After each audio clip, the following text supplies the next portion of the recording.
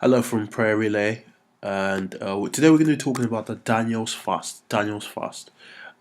This is one of the more common fasts today, and I think the main issue I have personally with the Daniel's fast is the fact that it's become more for diet than a fast. It's become where we go out and buy groceries, we write lists, we write, oh, can I eat this? Can I eat that? Can I not eat this? When really this is not the fasting that the prophet Isaiah speaks of in Isaiah 58 when he speaks of true fasting. This is not what true fasting is. True fasting is sacrificial at heart. What are you giving away when you say you're fasting? So let's go back to Daniel 1 to see where Daniel's fast originates from so we can get the principles behind it. Okay, so to give you a bit of context, Daniel and his brothers from Judah, his friends, so Daniel, Hananiah, Mishael, and Azariah, they had been captured from Judah and taken to Babylon.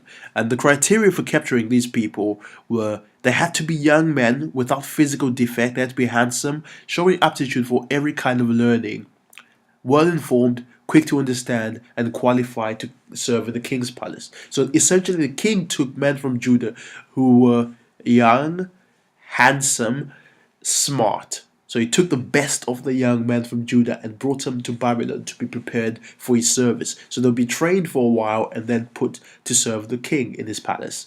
So Daniel, Hananiah, Mishael, and Azariah were part of these. And they were put under the chief official. So the chief official was in charge of making sure these guys ate well, they lived well, and were treated well. So anyway, we find that Daniel resolved not to defile. Let's have a look at this. Daniel resolved not to defile himself. Daniel resolved not to defile himself with the royal food and wine. So he decided he did not want to eat the royal food and wine and defile himself. He wanted to keep himself pure for the Lord. One of the reasons was the food that was served to these boys would have been slaughtered and sacrificed to other gods before being presented to Daniel. This is the reason why Daniel did not want to eat this food and drink this wine. And he asked for permission from the chief official not to defile himself.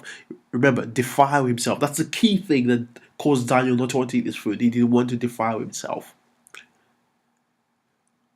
Okay, so Daniel found favor in the eyes of the chief official through the Lord.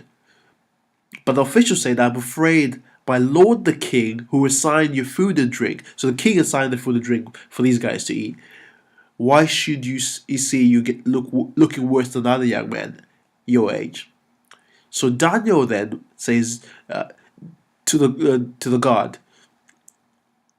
please test your servants for 10 days. So this is where we see some people fasting for 10 days during the Daniel's fast, because this was a testing period for Daniel to say, if you allow us not to eat this food, just to eat water, to eat vegetables and to drink water for 10 days, if you allow us to do this and we look worse than everyone else, then fair enough.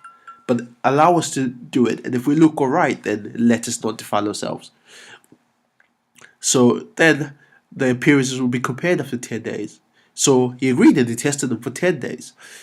And the Bible tells us in verse 15 that at the end of the 10 days, they looked healthier and better nourished than the young men who ate the royal food. So the guard took away their choice food and wine, and then they were allowed to eat as they pleased. So this is the first instance of Daniel's fast being shown in Scripture. And remember the key thing? Not to defile themselves. And what did they eat?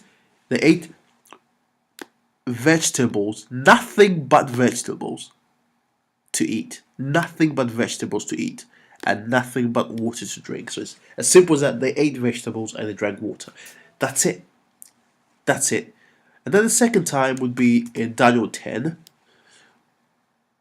Okay, so this was now in the third year of King Cyrus of Persia. And it says, at that time I, Daniel, moaned for 3 weeks, which is where the 21-day fast comes from. I ate no choice food, no meat or wine touched my lips, and I used no lotion. So Daniel went all out. He did not eat choice food, he didn't eat meat, he didn't drink any wine. So he would have been out of the care of the chief of staff, because he would have been promoted by this time. but he still chose to go into time of fasting and seeking the face of the Lord. And the key thing in this one, which is different, is obviously that he didn't use any lotion. So he really just took away all the luxury. It's proper sacrifice. This is the heart of it. Sacrifice. It's not about I'm not eating chicken. I'm not eating this and that and that. Which is what we do nowadays. Can I eat fish? Can I not eat fish? Can I eat olive oil? Can I eat peanut butter? It's not about that. Isaiah 58 tells us what real fasting is about. Real fasting is about giving it all before the Lord, suppressing the flesh to magnify the spirit.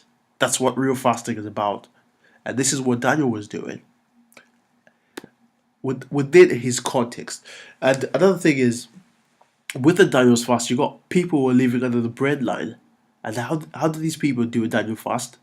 They can't eat. Half of them cannot afford meat to start with. And see, it's not very practical in that sense either. So again, think about it when you're planning your recipes and food lists. It's not about that. Return to the heart of the Lord. Seek His face. It's about sacrifice. What are you losing? What are you giving away during this fast? What is important to you?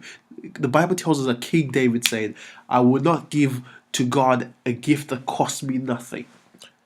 What is the cost of your Daniel's fast to you? What is it costing you? Alright, thank you. And there's more content on prayerrelay.com if you want to learn more about prayer. We also have a free prayer course on there as well. Or if you want to read more about fasting, we talk about the book of Isaiah 58. Read Isaiah 58. It's a great chapter on true fasting. Thanks for watching.